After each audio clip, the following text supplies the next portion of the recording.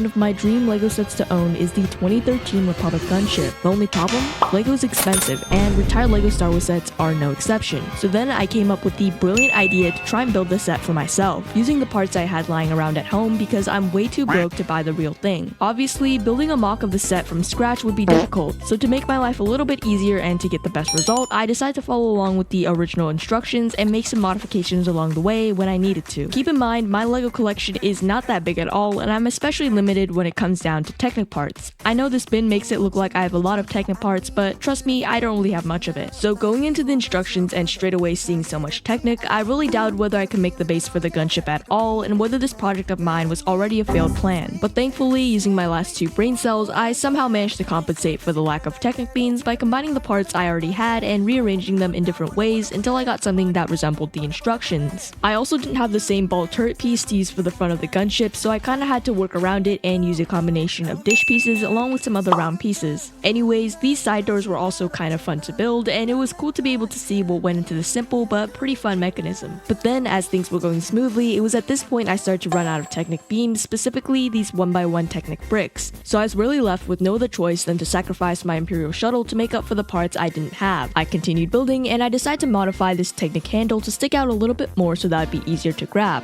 I also had a fun time building this small compartment in the back and building this mini turret in the back as well. When I was finished with that section, I attached the top part of the gunship to the section I had already finished, and I started working on the 2 cockpits. I realized I didn't really have any glass cockpit pieces that would be suitable for the gunship, so instead I used these black wedge cutout pieces and some clip pieces for a somewhat more curved shape. Then for the finishing touch, I tiled off everything to give it a bit more of a polished look. After that, I moved on to building these side turrets. I had this clear dish looking LEGO piece from a space roller coaster set that I tore apart a while ago, but I didn't have another one for the second turret, so I replaced the other side with just a big turret instead. I know it's not really accurate at all, but if it works, it works. Then I built the actual panels of the gunship, which was fairly easy to do, but by far one of the most time-consuming parts was building the wings of the gunship, because at first I wasn't able to fully decide on the color scheme I was going for, as by this point I didn't really have much white plates left after I had built the panels for the gunship.